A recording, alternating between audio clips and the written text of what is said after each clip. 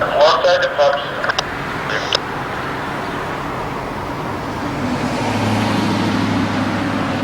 B20 about 4 to the west runner switches while in the middle here.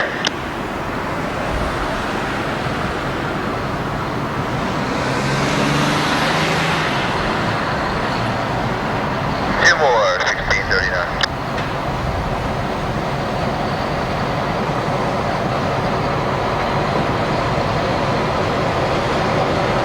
Far enough, 1639.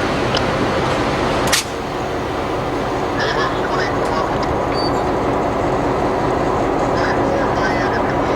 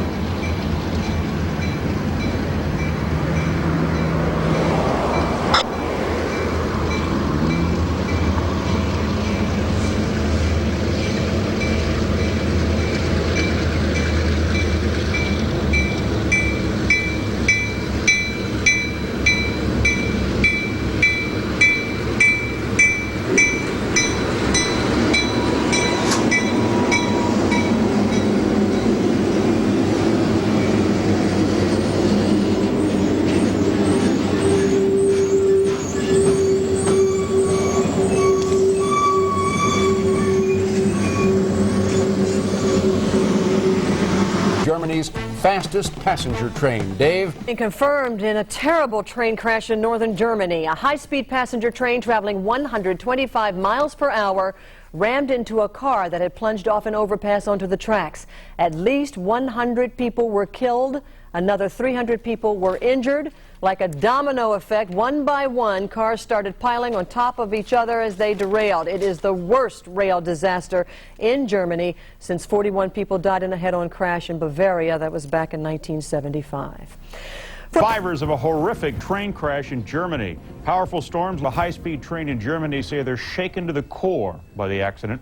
The luxury train was traveling at its normal speed, 125 miles per hour, when at least 13 cars derailed. The force of the pileup flipped section after section of the train in the air and onto an overpass. 100 people are dead, 300 others injured. About 1,100 rescuers worked at the scene to help free passengers trapped inside and to find the bodies of victims. German railway officials declined to comment on the cause of the crash. Rescue workers are... Bus ride, but as you can see, they're lined up. That's the R3 West Trenton line right there, and folks are lined up to get on the train. SEPTA estimates that the normal 90,000 or so riders is up 50% to 135,000 riders every day, because this is, in many cases, the only game in town. Now, the reverse was the case this morning. Folks in southwest Philadelphia, here they're grabbing the R3, which goes from Elwyn to Trenton, but they're catching the Elwyn line, stops at 49th and Chester here, then goes nonstop to Center City. Now, in this case, it's more expensive than the L. It's $2 for the R3 into town, $1.60 for the L. They do, however, collect on the trains only one way going out, so I guess you could get a free ride in and hitch a ride home. Anyway, ridership on the regional rails up 50%, as I said, and for some folks it is the only game in town. Of course, stay tuned. As that one passed by. The bus you see behind me is being operated by union members who have a contract, so that is doing fine. We're seeing the elevated trains run by through here on practice runs, but let's not forget all the students who also rely on SEPTA. We know that school is going to be out very soon, but a lot of students who use SEPTA every day are finding that the strike is also a big deal for them as well. In West Philadelphia, school lets out at West Catholic at 1:30. Normally, students ride the Market Frankfurt L or a SEPTA chartered bus. But today, many walk, hire a cab, or rely on parents to pick them up. Managers behind the wheel. SEPTA says it's completely safe. Meantime, the trains have been rolling without people in them. We were at the 13th Street station, and here's what it looked like as those trains came through this afternoon. Every 10 minutes, L trains pull into stations up and down the line. But the turnstiles are silent. The cashier's booth is empty. And when the doors to the trains open, no one gets on or off.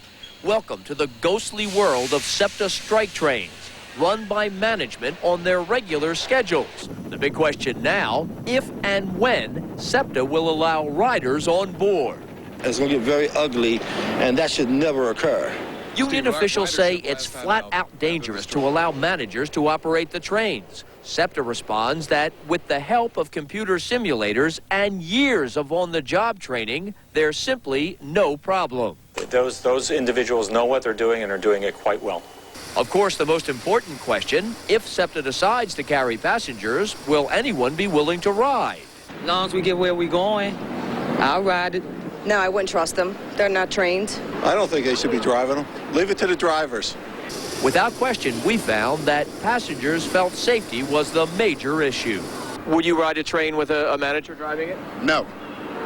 As long as they know what as long as they're certified and they know what they're doing and not putting anybody's life in risk or danger or anything like that, I don't see a problem with it at all. So the union says if these trains roll, it would be dangerous with managers operating them. SEPTA says it would be completely safe, but SEPTA says it's worried about possible union sabotage. Meanwhile, stay tuned. You'll see these trains rolling. You won't see any passengers in them, at least not for now. That's a live from 69th Street Terminal. Walt Hunter, Eyewitness News. Back to you. Thank you, Walt. If you have any questions about us. Is World News Tonight with Peter Jennings. Good evening. In Germany today, the pride of the German railways was hurtling along at more than 100 miles an hour, and then the train split apart. The engineer felt a tug, say the investigators, and when he looked out the window, the rest of his train was gone. Gone crazy. The engine rushed on under a railway bridge. The passenger cars slammed into the bridge. More than 100 people are dead. More than 200 others are injured. The train was on its way from Munich in the south to the port of Hamburg in the north. ABC's Mike Lee is on the scene. The wreckage was spread over several hundred yards. The Intercity Express was traveling at more than 120 miles an hour when it flew off the rails and slammed into a highway overpass. 3 of the cars were flattened under falling concrete. Other cars skidded to within a few yards of nearby homes. Und dann hat's gekracht. I heard a big bang and saw a gigantic cloud of dust, said this woman.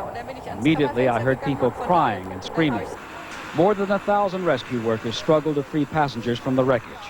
Survivors said that they used concrete and steel to shatter windows to free themselves. Nearly every passenger who was not killed was hurt. Helicopters evacuated them to hospitals. Eyewitnesses said that a car had fallen onto the tracks from the overpass into the path of the train.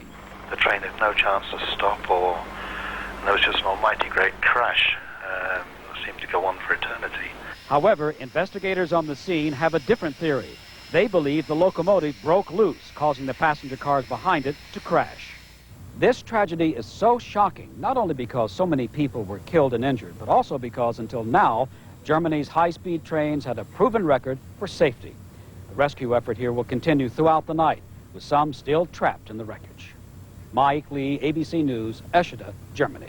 Just one other note about these high-speed trains, those that travel 125 miles an hour or more. The only train in the U.S. that travels that fast is Amtrak's Metroliner, which runs between New York and Washington, D.C. However, in many European and many Asian countries, high-speed trains have become remarkably popular, particularly in Europe, because they are often faster than air travel. And as Mike Lee says tonight, they have a very good safety record. There was something... CBS News senior European correspondent Tom Fenton is there. Little is left of what was once the Munich to Hamburg Express. The train, traveling at 125 miles an hour, apparently hit a bridge support, causing the overpass to collapse onto the train. Some eyewitnesses reported a car had been stalled on the track. And then, out of nowhere, came the express train, and, I mean, everybody just closed their eyes in disbelief. And there was just an almighty great crash. This is Germany's fastest, most expensive, and most luxurious train, catering primarily to businessmen, and ironically, it was also considered Germany's safest train. That is, until today. The train jackknifed. Rail cars crashed into each other and were thrown from the track. Anke Scharnhorst thought she was hearing a natural disaster. Gab es einen Knall, eine Explosion. She said, suddenly there was a loud explosion like an earthquake. More than 800 rescue workers, medical and military personnel joined forces at the site. And even those accustomed to rescue operations were stunned by the carnage. I can't describe it. It's really horrible for me.